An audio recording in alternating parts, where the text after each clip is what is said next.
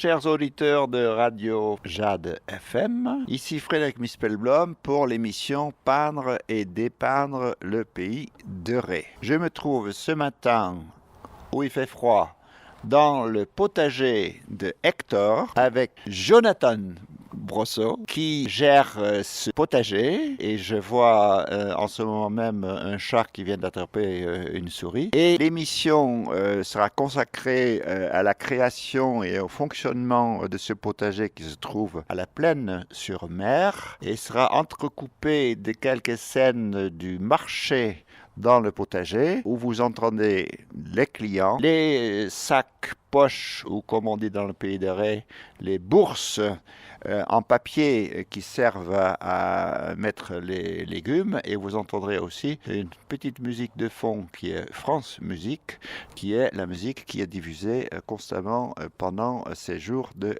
marché. Jonathan, bonjour. Bonjour Frédéric. Merci d'avoir reçu Radio Jade FM dans votre potager. Est-ce que vous pouvez commencer par nous raconter un peu votre parcours, comment vous êtes arrivé ici, à partir de quel autre métier que vous avez fait au préalable, pour qu'on comprenne les raisons de la création de cette entreprise. Oui, tout à fait. Car à l'origine, je ne suis pas du tout issu des métiers agricoles. Moi, ma formation initiale, c'est la bioinformatique. La bioinformatique ? Oui, tout à fait. Ah, et donc il y avait quand même un lien entre l'informatique et la bio. On peut dire ça. C'est des formations qui ont été surtout dispensées dans les années 2000, j'ai l'impression. Je ne sais pas si encore aujourd'hui, c'est des métiers qui sont encore où il existe encore des formations. L'idée, c'est de former des gens à une double compétence à la fois de biologiste et d'informatique. Voilà, pour faire l'interface entre ces deux mondes. Car à l'époque, il y avait beaucoup de besoins dans le monde scientifique de professionnels qui sachent faire justement ce lien et pouvoir comprendre un peu les deux mondes. Développer des outils notamment à destination des scientifiques. Mais la bio, c'est un domaine extrêmement vaste, alors que l'informatique, quel genre de domaine vous abordiez en tant qu'informaticien ? Alors, au cours de mes études, on abordait, on va dire, un aspect assez général de la programmation. Et puis ensuite, lorsque j'ai commencé à vouloir chercher du travail, je me suis plutôt destiné à l'informatique proprement dite, au détriment de la partie justement scientifique, pour trouver du travail à proximité. Pendant quelques années, pendant une bonne quinzaine d'années, j'ai travaillé justement dans ce secteur-là, dans l'ouest de la France, notamment à Nantes, au Mans. Et donc concrètement, vous travaillez dans des bureaux ? Oui. Voilà, c'est ça, dans de grands open space avec beaucoup de monde, où il faisait très chaud parce que les ordinateurs ça chauffe énormément. Et j'ai travaillé justement dans les milieux de la banque, des assurances, de la téléphonie mobile, toujours en prestation. Et ça a été la première partie de ma vie professionnelle. En prestation, c'est-à-dire une sorte de sous-traitance pour des services divers qui étaient extériorisés ? Exactement, c'est exactement ça, oui. Et donc, du coup, vous vous êtes pas mal éloigné du domaine biologique qu'il y avait pourtant à l'origine de votre formation. Oui, tout à fait, parce que c'est vrai que mes premières amours de l'école, c'est vraiment le côté, c'est vraiment les matières scientifiques, en particulier la biologie, que j'avais pour le coup complètement éclipsé à l'époque. Et c'est vrai qu'à un moment donné, dans la progression de la carrière, je me suis rendu compte que ce vide, c'est vraiment installé, quoi. Il y avait vraiment un manque quelque part. Un manque. Que votre travail commençait à perdre progressivement un certain sens. Complètement. Perte de sens, l'impression d'être, comme beaucoup dans ce genre de métier, un rouage parmi tant d'autres. Et c'est vrai que le sens immédiat du travail qu'on fournit... Oui, parce que en fait, vous travaillez pour des entreprises que vous ne connaissiez pas du tout, en fait. C'est que vous ne saviez pas... Enfin, vaguement, vous n'étiez pas dedans. Non. En fait, c'était des entreprises, c'était des grosses entreprises. Donc effectivement, on est un maillon parmi tant d'autres et on voit pas toujours l'aboutissement des tâches qu'on nous confie. En fait, on est vraiment noyé dans cette grande masse et on n'a pas toujours la vue d'ensemble. C'est ça. Oui, exactement. Et donc vous étiez toute la journée devant votre ordinateur? Oui, toute la journée que ce soit devant l'ordinateur ou dans la voiture pour aller à Nantes ou sur les lieux de travail. Et pourtant vous ne portez pas de lunettes? Non. Vos yeux n'ont pas été trop déformés. Je suis un ancien myope, on va dire. Bon, et donc, à quel moment, comment est venue l'idée que peut-être vous pourriez faire autre chose? Alors déjà, l'idée était là, c'est-à-dire de changer de métier et de retourner vers le vivant, on va dire. Et puis... Parce que en fait, ça, le vivant, c'était quelque chose qui vous avait intéressé quand vous étiez au lycée ou... Oui, les matières biologiques en général. Et même plus tard, je me souviens avoir développé une passion pour le végétal. J'avais d'ailleurs fondé une association dans la commune, Graines d'Embrun, qui réunit des passionnés de végétaux, notamment des végétaux d'ornement, par exemple, des passionnés de jardin, les beaux jardins paysagers. On a même organisé, et on organise toujours tous les ans, un troc qui a lieu généralement début octobre, pour un troc de végétaux pour les jardins. Ça peut être de l'ornement, du potager, c'est toujours un moment important dans l'année. Donc il y avait cette envie et ce besoin de se rattacher au végétal que j'arrivais à concrétiser justement avec ma passion pour le jardin au sens large, le végétal et l'implication dans cette association. Mais je me rendais compte qu'il fallait que cela suive également au niveau professionnel. Donc je me suis documenté sur les formations que je pouvais notamment réaliser. Et puis assez rapidement, le métier de maraîcher m'a titillé en fait. Donc je suis allé rencontrer quelques professionnels du secteur pour comprendre un peu le métier, parce que entre la vision qu'on peut en avoir a priori sans avoir forcément jamais travaillé dans ce milieu-là, et puis comprendre ce que l'on fait réellement dans des structures plutôt petites, d'ailleurs c'était surtout le format de petite structure qui m'attirait. Il y a quand même un fossé parfois qu'il est bon de combler en allant voir sur place ce qui se passe réellement. Oui, donc si je comprends bien, en fait, quand vous travailliez à Nantes, vous avez toujours gardé un pied à la Plaine-sur-Mer, et c'est là que vous aviez vos activités on ne peut pas dire potagère, mais vous végétales, donc vous occupez des plantes, et donc vous avez créé cette association à la Plaine-sur-Mer, qui finalement était un peu l'arrière-fond, qui était toujours un peu en attente par rapport au reste que vous faisiez. Exactement, c'est bien ça. Je suis allé donc rencontrer ces professionnels, et puis j'ai découvert un métier passionnant, un métier plein de sens, un métier où très stimulant intellectuellement parlant, stimulant aussi physiquement, puisque c'est un métier qui est, faut pas se le cacher, qui est assez dur, hein. Comme aujourd'hui, là, travailler dehors par des températures négatives, par exemple. J'ai découvert un métier, surtout beaucoup d'a priori sont tombés au moment de ces visites, en fait.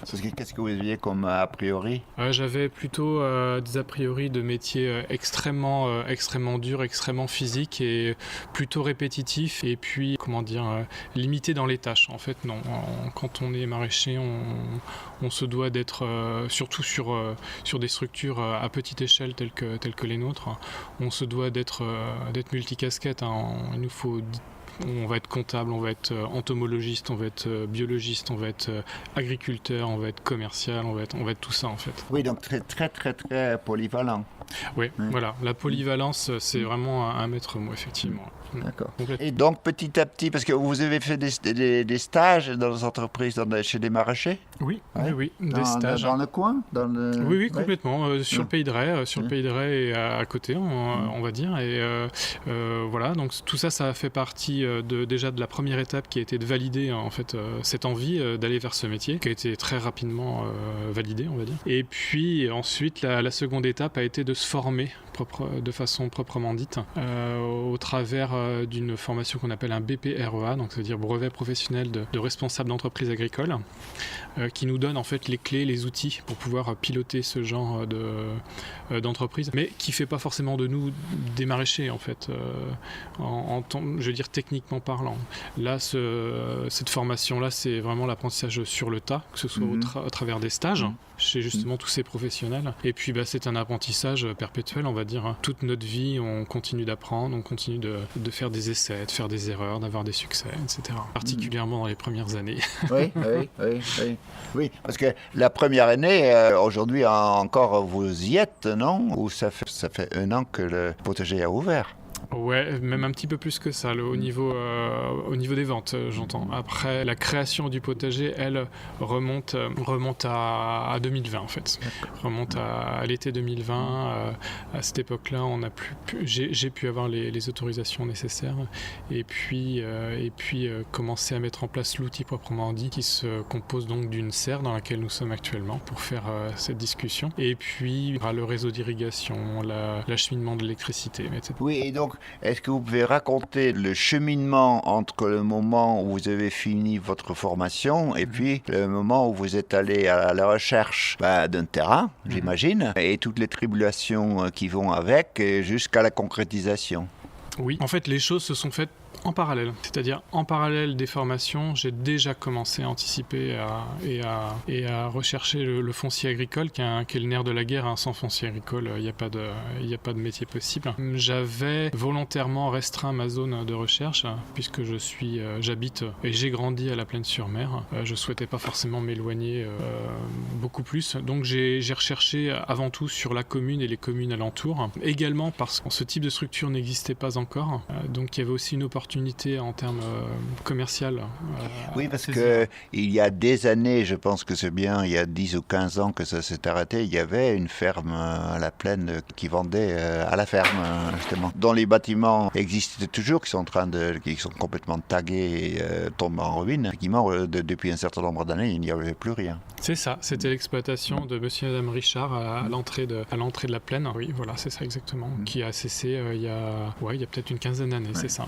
Exactement. Mais l'histoire du maraîchage, elle existe de longue date à la Plaine. J'ai entendu, depuis que j'ai commencé ce métier, en fait, j'entends régulièrement des témoignages et des anecdotes notamment d'un exploitant qui se situait du côté de la Gravette, monsieur Gantier, qui avait des cultures spectaculaires à l'époque. Voilà. Et donc, vous avez commencé à chercher. Est-ce que ça a été compliqué? Oui, très compliqué, puisqu'on se situe... ma zone de recherche est sur les communes littorales, on va dire. Et le foncier sur les communes littorales et même au-delà, actuellement, est un enjeu fort. Il y a une pression foncière, une pression immobilière terrible. Et ce qui fait que trouver du foncier agricole est quand même quelque chose d'assez dur. Parce que beaucoup de propriétaires ne veulent pas se dessaisir justement de leurs biens pour des projets agricoles, parce que beaucoup ont l'espoir bien légitime qu'un jour les terrains deviennent constructibles. Bon, ensuite, maintenant, il y a aussi une réalité, c'est qu'il y a une certaine sanctuarisation en fait de l'agricole dans le secteur, et certes, on va dire que la grande majorité du foncier agricole ne deviendra jamais constructible en fait.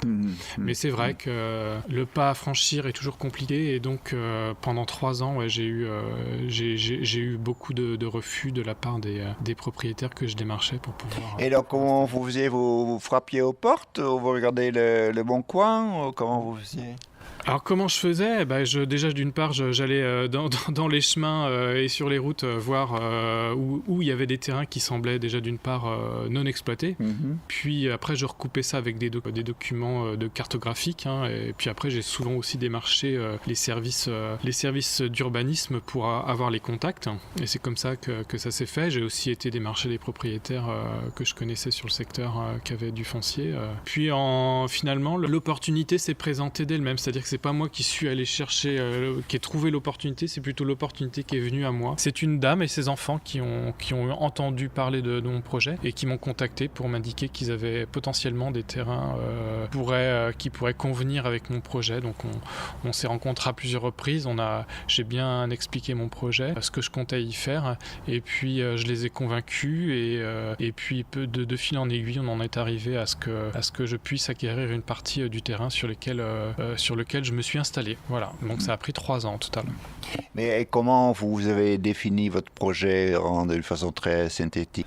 Alors le projet, c'était une ferme maraîchère sur petite surface, capable de faire travailler de 1 à 3 personnes en fonction des opportunités de croissance de la structure, et puis d'y produire toute l'année des légumes diversifiés en agriculture biologique. D'accord. Et donc ça leur a plu?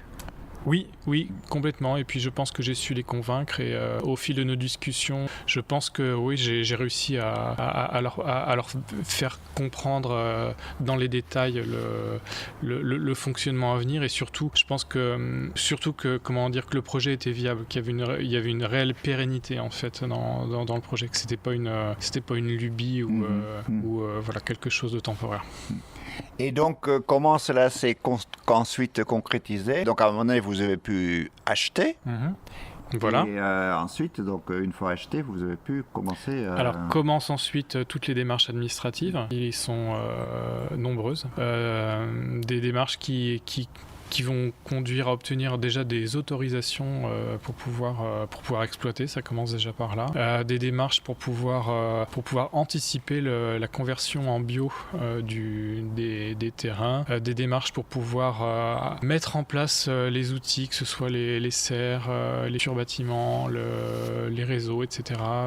Donc tout ça, c'est des démarches administratives, prennent du temps, et c'est un temps incompressible malheureusement, qui est allé jusqu'au bout en fait. Voilà. Oui, sauf que vous avez quand même eu de la chance du point de vue des démarches pour l'obtention du label bio.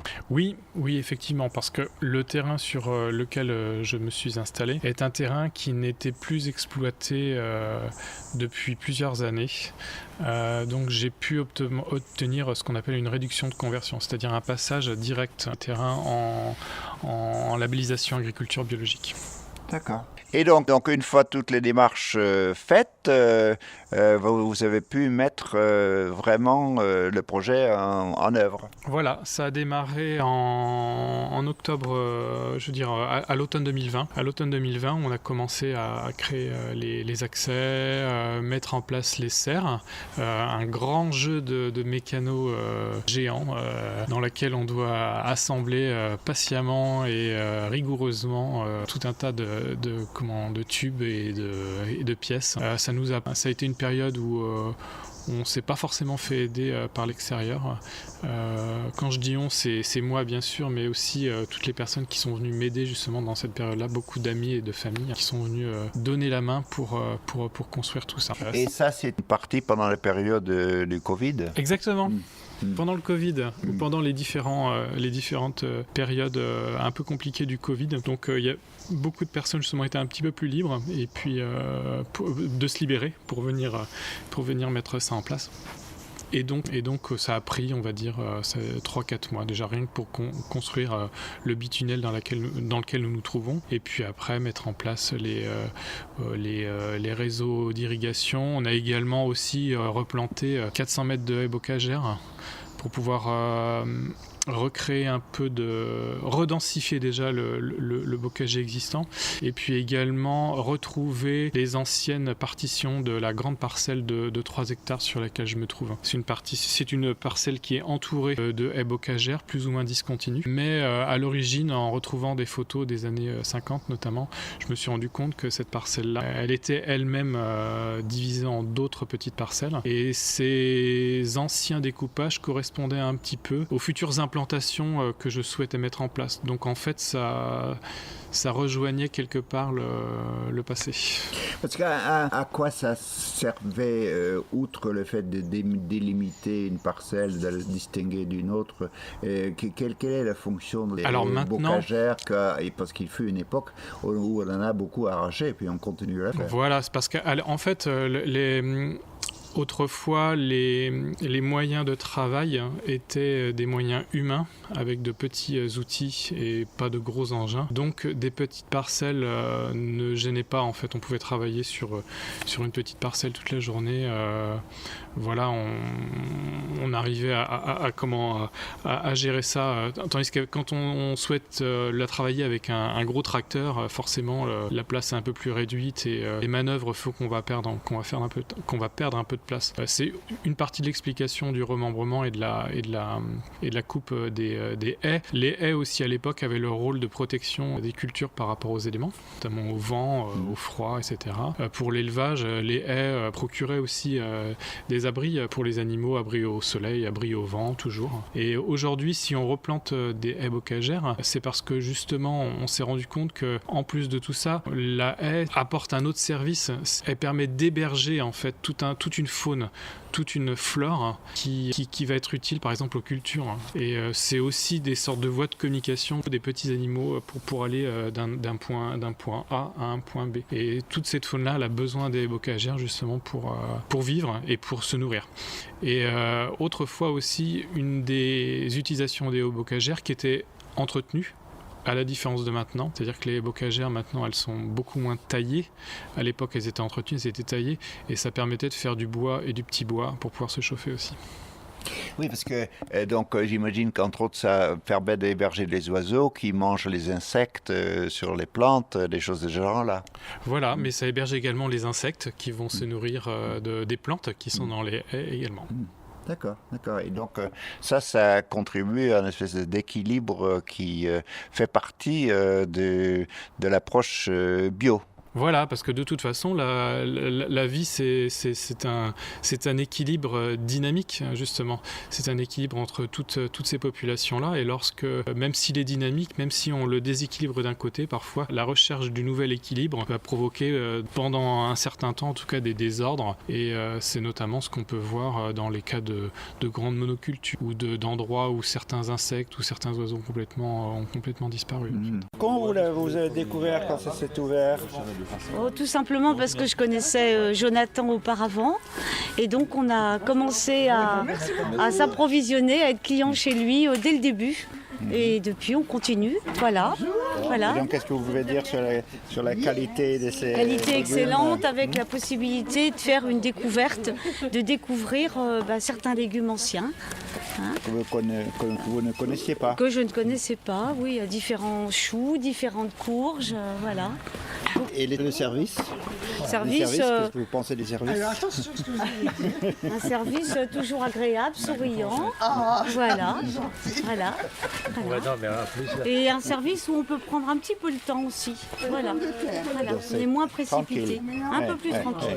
Vous ne vous sentez pas pressé par le client suivant? Non, et tout le monde très respectueux. Voilà.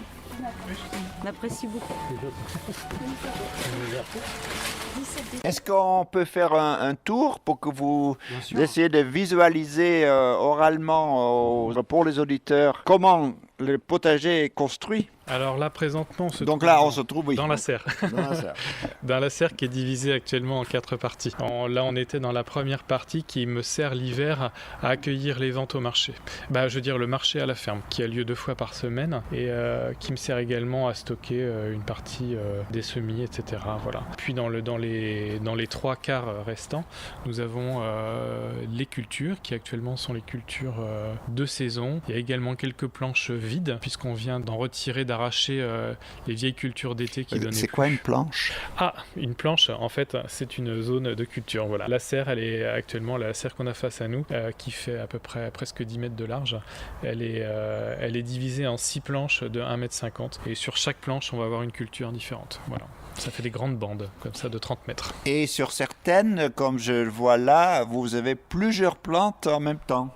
Oui. Plusieurs plantes différentes. Exactement, parce que les serres représentent toujours un espace réduit, un espace contraint, et on a toujours besoin de toujours plus de place. Donc quand on n'a pas suffisamment de place, on essaye de faire cohabiter deux cultures en même temps. Donc là par exemple face à nous, on a une culture de blettes, c'est des blettes de couleur là, magnifiques, avec des côtes rouges, jaunes, pourpres, et qui montent vers le haut. Là elles mesurent à peu près 50 à 60 cm de haut, et à leurs pieds poussent quelques laitues d'hiver. Donc là on a des laitues iceberg, de la batavia, de la feuille de chêne par exemple. Ah oui, donc ça permet de faire cohabiter deux cultures sur la même planche en fait.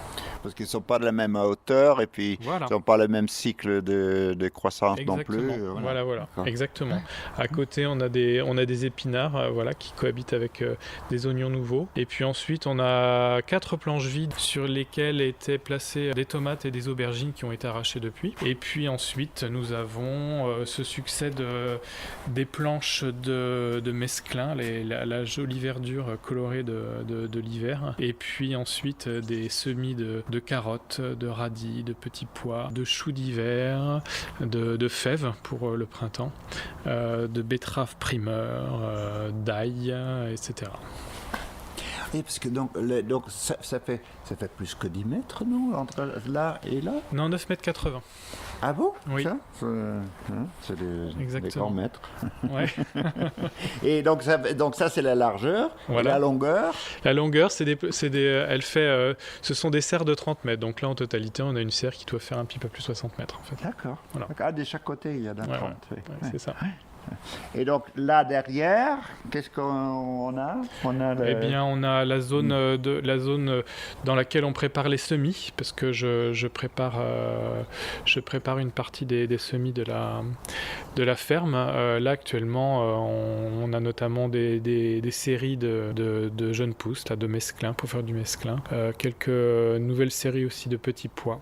Voilà, on stocke également les contenants, et puis une partie des... Et dehors, vous avez aussi des choses qui sont en dehors de la serre.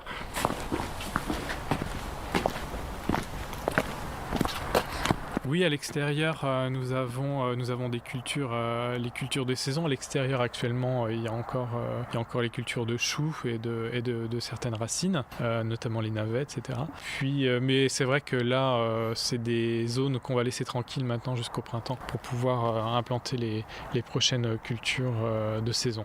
Mais les choux qui sont là vont Oui. être quand même récoltés. Ah, bien sûr, oui. tout au long de l'hiver. Parce que le gel, ça ne gêne pas. Non, voilà. le chou Ouais. est une plante plutôt résistante qui craint pas trop le froid. Là, non, les choux, on va les récolter régulièrement. Bon, c'est vrai qu'avec le froid, ça pousse un petit peu moins, bien sûr. Parce qu'il paraît qu'il y a même certaines variétés de choux qui ne seront bonnes que quand il y a eu du gel.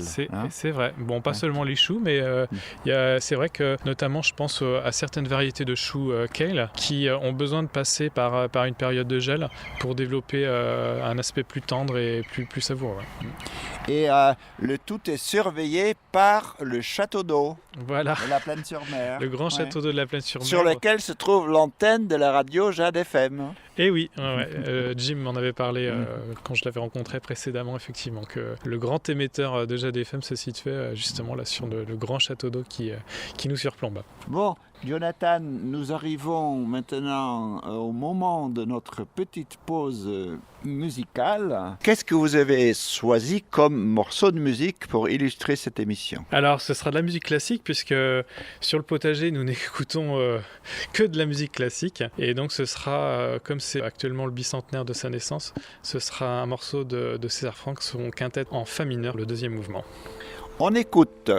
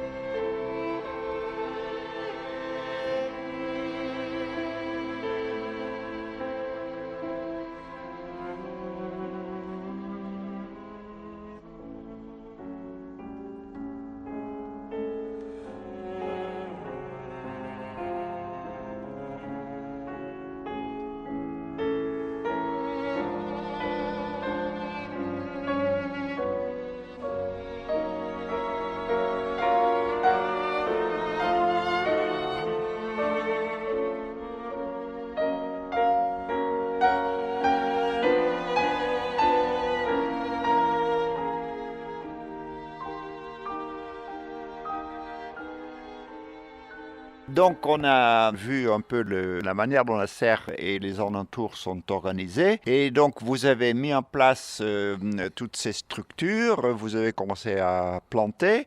Et puis à un moment donné, vous avez effectivement ouvert le potager. Et donc, comment vous avez préparé ça et comment vous l'avez fait connaître pour faire venir les premiers clients? Les premiers clients que j'ai démarchés, ce sont les personnes que j'avais précédemment démarchées pendant la période de confinement du Covid. J'avais fait circuler une sorte de questionnaire pour savoir ce que les gens attendaient, quel type de produit, à quelle fréquence, etc. Pour avoir une idée plus précise déjà d'une part du type de clientèle potentielle et puis également pour pouvoir définir de façon optimale des horaires d'ouverture. Vous êtes allé voir les habitants de la Plaine-sur-Mer et puis vous avez frappé à leur porte et leur demandé s'ils acceptaient de participer à ça? Non, pas tout à fait. J'ai fait circuler sous format électronique un mail justement qui expliquait le projet et puis qui donnait un lien justement vers le questionnaire que je demandais justement à ces personnes de rediffuser de proche en proche. J'ai obtenu presque 400 réponses de personnes des environs, donc La Plaine, Pornic, Saint-Michel, etc. Ah oui, donc vous avez une sorte d'enquête de marché. Exactement. C'est des choses qui nous permettent de nous rassurer, de prendre des décisions, de rassurer également les banques lorsqu'on fait des demandes, des démarches auprès d'elles. Ouais, donc ça a été une première partie de la clientèle, voilà, que j'ai invité aux premières ventes. L'objectif initial était de démarrer les ventes courant juin 2021. Voilà, donc j'avais mis tout en œuvre, c'est-à-dire que j'avais déjà planifié les cultures pour pouvoir avoir ce qu'il faut à vendre à ce moment-là. Et effectivement, on a ouvert le 12 juin de cette année-là. Puis ensuite, pour 2 ventes par semaine, c'était toujours, et c'est toujours d'ailleurs, le mercredi en fin d'après-midi et le samedi matin. Directement sur place, en fait, sous forme d'un marché. Mais oui, parce que ça fait longtemps qu'on n'était pas venus. Ça fait longtemps que vous n'êtes pas venu? Oui. Comment vous avez connu l'existence, l'ouverture de potager cette année? Comment je l'ai connu?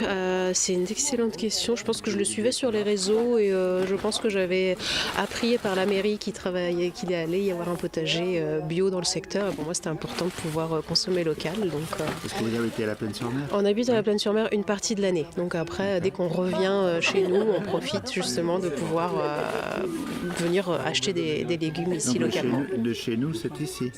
Oui. Après, ça dépend, voilà. Mais c'est vrai, on est à la Plaine, mais c'est vrai qu'on bouge régulièrement. Donc après, dès qu'on revient ici à la Plaine, on en profite. Et pourquoi est-ce que vous trouvez important d'acheter local? Alors déjà, nous, avant, on prenait nos légumes à la MAP. Donc après, pour nous, c'était déjà une démarche de vouloir soutenir, pour moi, l'agriculture rurale et locale pour être au plus proche en fait des producteurs qui sont à côté de chez nous. Et donc là, c'est une vraie chance d'avoir le potager d'Hector à côté de chez nous. Ce qui est appréciable ici, c'est qu'on sait qui les prépare.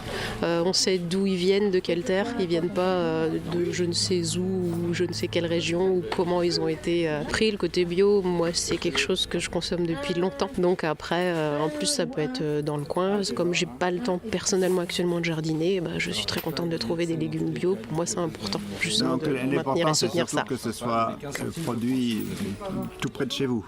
Bio et local. Ouais, le côté bio, après, sans pesticides, restera hyper important. Le bio, comment vous le définissez? Qu'est-ce qui est l'essentiel pour vous dans le bio? Il y aura le côté sans pesticides. Il y aura, malgré tout, dans le bio, j'ajoute le local aujourd'hui pour moi. Et après, en respect avec la nature, en fait. Pour moi, ce sera ça. C'est raisonné, en fait, comme type d'agriculture. Oui, une très bonne qualité et une belle diversité vous aussi. Avez acheté quoi? Alors, qu'est-ce qu'on a pris? On a pris des épinards, du chou-fleur, des poireaux, des oignons, des pommes. Donc, une variété de produits de saison, on va dire. Légumes et fruits, oui. Ces ventes à la ferme représentent la grande majorité en fait, du chiffre d'affaires de l'entreprise. Je complète ce chiffre d'affaires avec des ventes qui sont réalisées auprès de collectivités ou de boutiques autour. Quand je parle de collectivités, je parle par exemple de cantines de restaurants scolaires, notamment à la Plaine-sur-Mer, à Saint-Michel, et puis également la nouvelle Marpa à Préfaille. Et puis c'est quoi la Marpa à Préfaille? La Marpa, c'est une résidence pour personnes âgées autonomes. Voilà, qui a ouvert au mois d'août sur la commune de Préfaille. Et donc les cantines et cette Marpa sont aussi donc d'accord pour consommer local. Voilà, consommer local et bio. Ouais. Consommer local et bio. Oui, il y a vraiment une démarche de ces collectivités d'aller vers du local et du bio. Et je les en remercie parce qu'il y a vraiment un engagement fort pour proposer aux résidents ou aux enfants des repas frais, équilibrés et vraiment le plus local possible, quoi. Ouais. Oui, ce qui, surtout, je crois, concernant les enfants, n'est pas toujours évident avec la culture actuelle des frites, des hamburgers, etc. Oui, c'est vrai, mais je pense qu'il faut. C'est aussi le meilleur âge pour les amener vers des produits de qualité et vers de la diversité aussi, justement, d'aller vers une nourriture plus saine, plus équilibrée. Ouais. Et donc, vous avez ouvert donc en juin de l'année dernière, et donc tout de suite, il y a eu toute une série de personnes qui sont venues et qui étaient contentes de découvrir le potager et d'avoir un potager comme ça. À la Plaine-sur-Mer.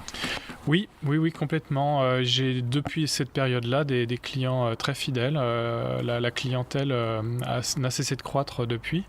Et c'est vrai que c'est toujours très gratifiant de revoir semaine après semaine ces personnes qu'on a appris à connaître depuis, qui nous font part de leur joie de trouver des légumes frais, des légumes de qualité toutes les semaines au potager directement. Et donc le marché est ouvert donc en hiver à l'endroit où nous nous trouvons, donc avec des bacs dans lesquels il y a les légumes, et vous servez les clients, comment ça se passe? En général, on sert, effectivement, on sert. Après, on encourage aussi les clients à choisir les légumes qui leur plaisent. On n'est pas restrictif sur la façon de faire. Les clients peuvent aussi se servir eux-mêmes, choisir leurs carottes, leurs poireaux, c'est vous qui le faites? Ça dépend. Ça dépend. En fait, si le client a à cœur de choisir exactement le poireau ou l'oignon qu'il souhaite, on va l'y inviter. Sinon, non, autrement, on sert nous-mêmes. Il y a aucun Et donc souci. vous êtes plusieurs à tenir le marché? Ouais, en général, on essaye d'être toujours deux sur le marché. Voilà. Et je crois que par ailleurs, vous avez aussi, je crois le samedi, vous avez une boulangère. Oui, le samedi, nous avons la chance d'accueillir Estelle qui propose les pains paysans de son mari directement au potager, donc le samedi matin, c'est ça. Et donc ça fait un moment, enfin depuis le début, qu'on prononce le mot bio. Donc ici, on produit et on vend des légumes bio.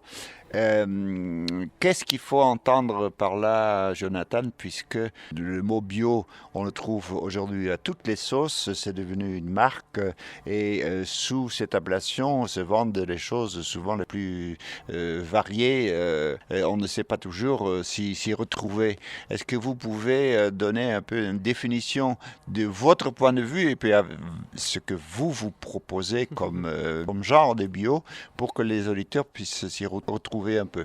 Alors déjà, il n'y a pas plusieurs genres de bio, puisque le bio, justement, le bio tel qu'on le conçoit en Europe, c'est vraiment un cahier des charges qui est bien défini et bien strict pour tous les pays de l'Union européenne, en fait. Pour être très très simple, en fait, le bio, c'est un type de production agricole dans lequel on exclut toutes les substances de synthèse. Ça va être les pesticides notamment, les engrais chimiques, et surtout aussi, on en bannit également tous les OGM. Voilà. Alors comment ça se passe, le bio? C'est simplement que nous, lorsqu'on souhaite s'engager dans cette démarche, on se doit déjà de respecter justement toutes ces règles qui sont édictées par le label, et puis de faire intervenir au moins une fois par an, c'est un service que nous payons d'ailleurs pour ça, un certificateur qui va venir contrôler sur place que tout est conforme.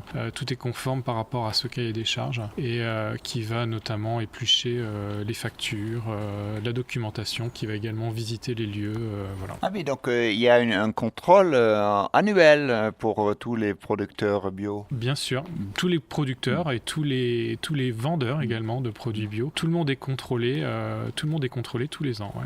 C'est quand même quelque chose d'assez strict et tant mieux, puisque ça ça permet de garantir le sérieux de la démarche. Voilà. Et alors, quels effets le bio a sur le goût et la forme des légumes qu'on produit? Parce que je sais que dans un certain nombre de supermarchés, on trouve des légumes qui ont l'aspect magnifique, mais une fois qu'on les a dans l'assiette, ça n'a souvent pas beaucoup de goût. Alors je ne suis pas persuadé que la forme est forcément liée au bio ou pas. Ça, c'est plutôt une histoire de calibrage, notamment des produits que nous récoltons. Au potager, par exemple, on essaye de pas trop calibrer les produits. Donc on va avoir par exemple des grosses courgettes, des petites courgettes, des petits choux-fleurs, des gros choux-fleurs, etc. Pour ce qui va être du goût, entre en compte et certainement la façon dont la culture est conduite. On sait que, par exemple, pour qu'un légume ait du goût, il faut qu'il soit un minimum stressé, en fait. Il faut qu'il soit un minimum stressé, il faut qu'il pousse également dans un sol vivant et qui va lui apporter justement ce terroir dont on parle tant. Et voilà quoi. Je pense que dans certains types de production conventionnelle où les légumes justement sont très peu stressés et où on a sélectionné également des variétés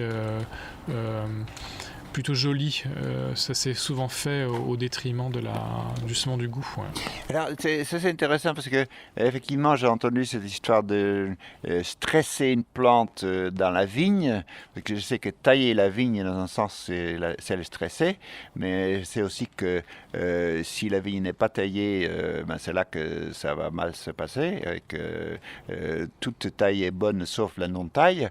C'est quoi cette histoire qu'il faut stresser les plantes? Eh bien, en fait, lorsqu'une plante subit un stress, que ce soit un stress qui peut être thermique, hydrique, lumineux, ou même simplement une attaque de la part d'un insecte, elle va développer des substances pour se protéger de ça. Et c'est souvent ces substances-là qui vont apporter du goût, en fait. D'accord. Ouais.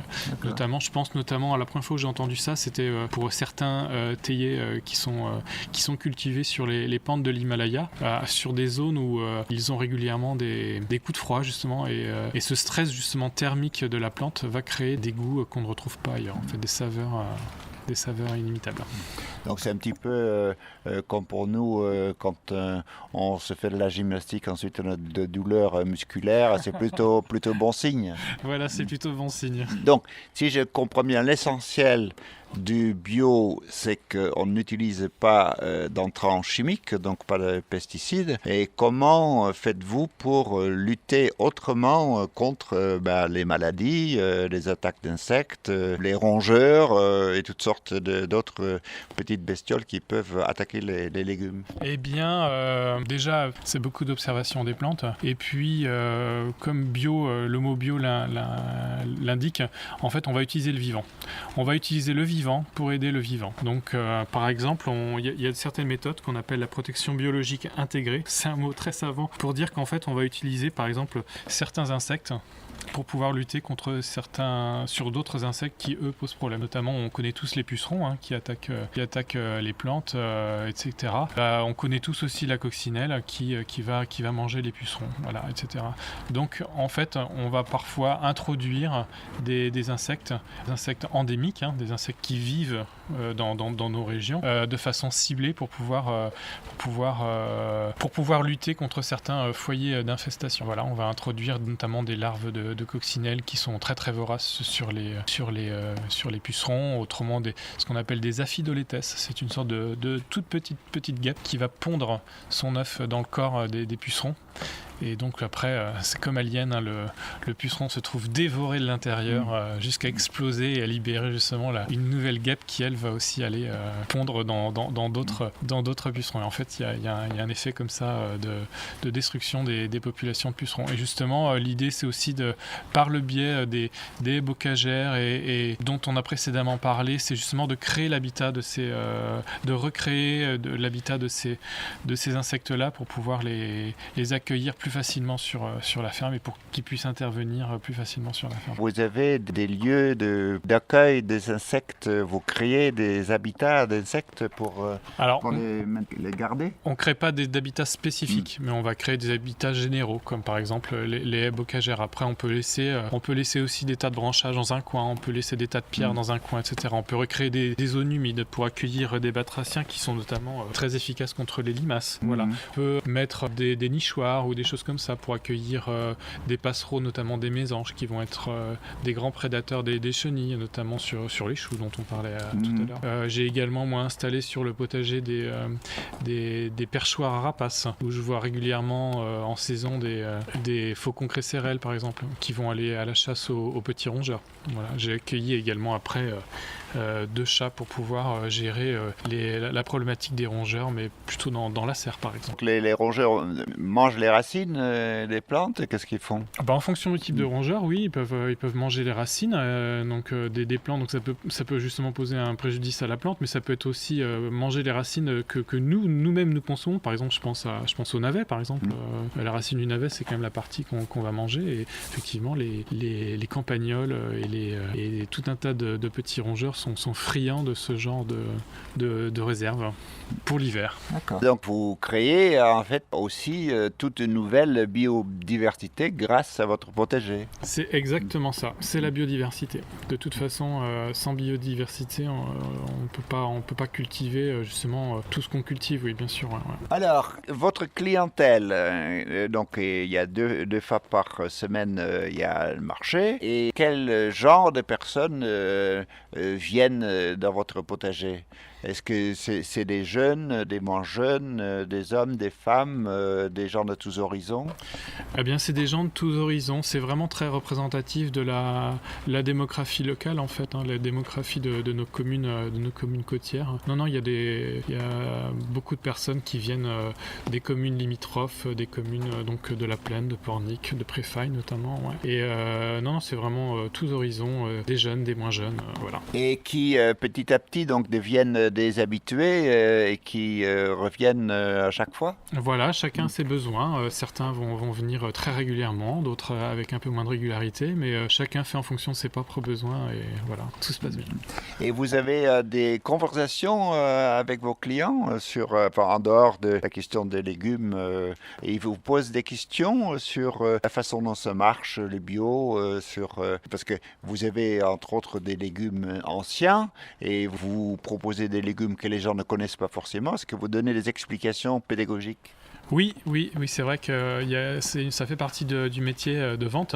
Effectivement, c'est le conseil. C'est le conseil parce qu'on propose effectivement les légumes génériques qu'on va retrouver partout et des légumes un petit peu moins connus, oui, c'est vrai. Et là, pour le coup, on va essayer de proposer des recettes avec expliquer ce que c'est, etc.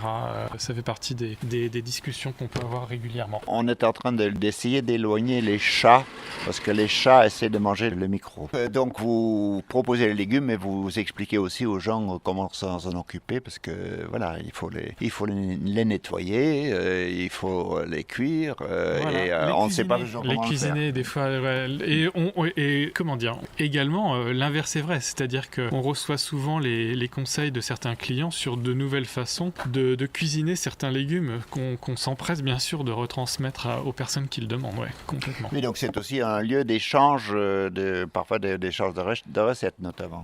D'échange de recettes, voilà. D'échange de recettes, mais oui, c'est vrai que dans les thématiques qui ont présidé à la création du lieu, ouais, il y avait cette notion d'échange qui était très forte. Donc là, on parle des recettes, mais ça va être également échanger aussi sur notre métier, sur les pratiques, expliquer aussi la saisonnalité de certains produits, parce que beaucoup, dans ce qu'on est, y compris moi auparavant, on est des personnes qui ont été déconnectées d'une certaine saisonnalité des choses, des légumes, des fruits, etc., des choses qui poussent à l'extérieur. Et donc, il est bon de se refaire cette saisonnalité dans la tête, en fait.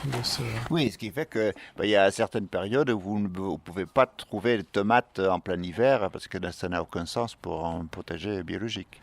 Non, voilà. La tomate est un légume qui vient d'Amérique du Sud, hein, qui ne pousse que lorsqu'il fait chaud. Voilà.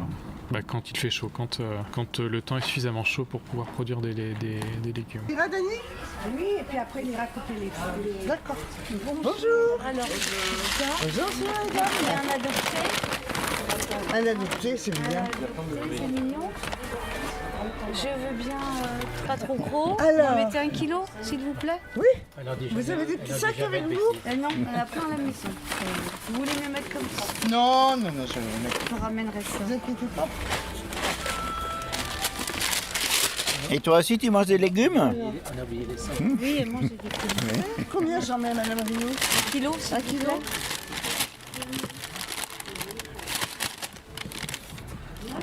C'est bien. Très bien. Ça sont d'excellents légumes. Et je voulais 2 poireaux, mais des petits, des fins, pas des gros, s'il vous plaît. Ouais, c'est bon. D'accord. Un petit peu d'épinards. Oui. 400 grammes à peu près. Mais ça va faire le sachet. Hein? Ça diminue. Ça va diminuer. Ça diminue bien, ça. Vous voulez que je pèse? Ouais, c'est bon là. Là, je pense que ça va aller. Hein? Oui. Combien? Alors, combien 7,03 s'il vous plaît. 460 grammes. Très bien. Très bien. Parfait. Voilà. Autre chose, Gilles, non, c'est bon?